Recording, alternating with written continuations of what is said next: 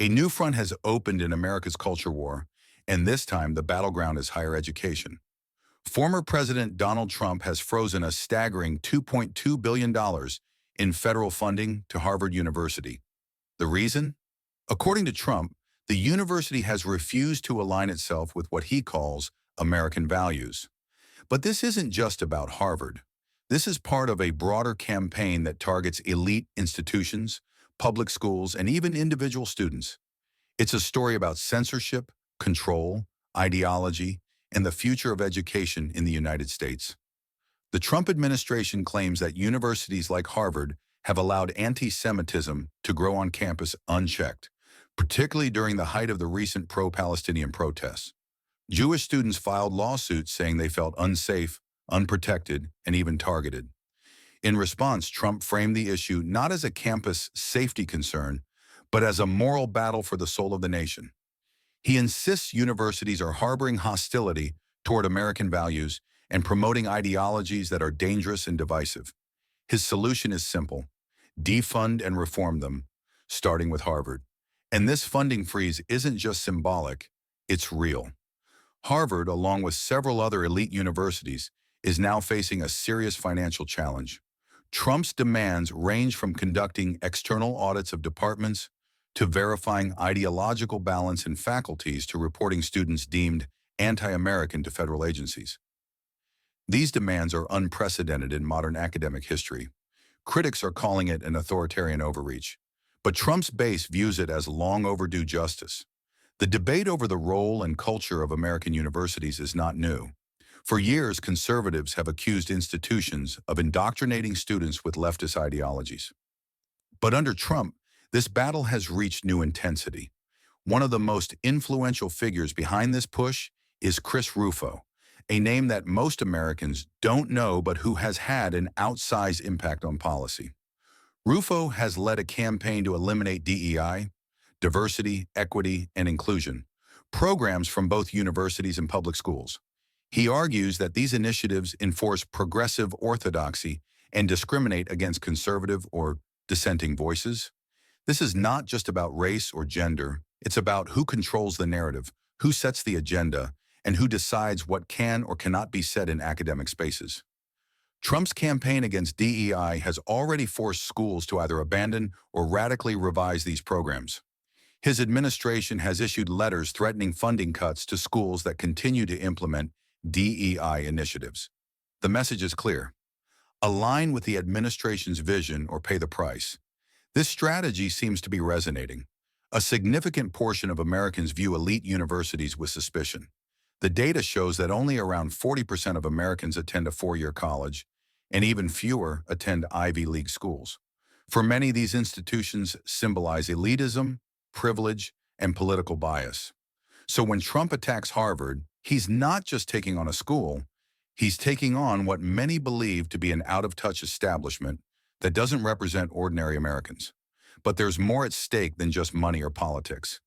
These funding cuts threaten crucial research in medicine, science, and technology.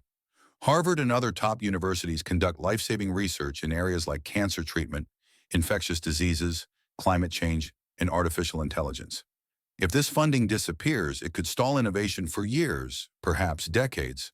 The ripple effects would impact not just students, but millions of Americans who benefit from this work.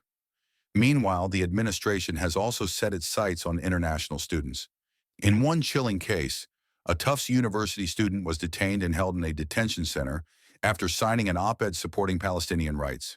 The op-ed did not advocate violence or break any laws. It simply called for the university to reevaluate its business ties and support a ceasefire. And yet that was enough to land the student in legal trouble. Civil liberties groups are alarmed, arguing that the right to protest and the freedom of speech are under direct threat.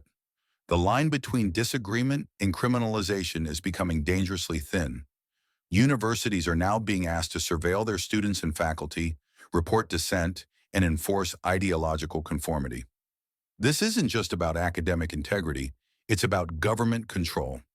Harvard's president Alan Garber has pushed back, saying the administration's demands amount to an attempt to regulate thought and expression. But the Trump administration has doubled down, accusing universities of entitlement and bias. What happens next could shape the future of academic freedom in America. Harvard may choose to take legal action. Other universities may follow suit or fall in line. This could escalate into a prolonged legal and political fight that redefines the relationship between academia and government for generations. And Trump, for his part, seems eager for that fight. It's a win-win for him. Either he reshapes education to match his values, or he positions himself as a warrior against elite institutions that many Americans already distrust. But the attack on education is only one part of a larger strategy. On another front, the administration is clashing with the Federal Reserve and its chairman, Jerome Powell. Trump is reportedly considering firing Powell for refusing to lower interest rates. He sees high rates as an obstacle to economic growth and his political comeback. Powell, meanwhile, insists on independence, citing the risk of inflation and market instability. This tension is bringing to light deeper questions about the limits of presidential power. Even within Trump's own circles, there is concern. Economic advisors warn that removing Powell could cause financial markets to panic. But Trump's approach to governance is not rooted in tradition. It's about disruption. He believes in loyalty over precedent, and he is not afraid to go after those he appointed if they don't fall in line. This approach extends to all aspects of government, from the Justice Department to regulatory agencies, and now to education. Adding to this complexity is the digital battlefield. TikTok, the popular video platform with Chinese ownership, has become a surprising player in this ideological war. In recent weeks, American users have been flooded with videos from Chinese factory workers exposing the production costs of high-end U.S. goods. These videos suggest that American consumers are being manipulated into paying inflated prices. It's a message that resonates, especially among younger users, many of whom are already skeptical of U.S. corporations and political institutions. Trump had previously threatened to ban TikTok, citing national security risks. But now there are indications that the administration sees its value, particularly in reaching young voters. However, the Chinese government has made it clear, if new tariffs go into effect, discussions about TikTok's future are off the table. This underscores the interconnectedness of trade, technology, and political influence in today's digital age. The irony is rich. TikTok, once condemned as a security threat, may now be seen as a tool to shape public opinion by both sides. Videos that seem innocuous on the surface carry strong political undertones, subtly influencing how Americans perceive trade, manufacturing, and foreign policy. Whether by accident or design, the platform is becoming a powerful actor in a geopolitical struggle that most users don't even realize they're part of. And this is where it all starts to connect. The fight over universities, the battle with the Fed, the propaganda war on TikTok, and the broader narrative of retribution against Trump's enemies, all of it feeds into a single unified campaign. One that aims not just to win votes, but to reshape the cultural and institutional landscape of the United States. A campaign that operates as much through chaos and confusion as it does through policy and rhetoric. It's a campaign that has left many in government, media, and academia afraid to speak out. Alaska Senator Lisa Murkowski recently admitted on camera that retaliation is real and widespread. She said, "We are all afraid." That level of fear in Congress is unprecedented in modern American politics.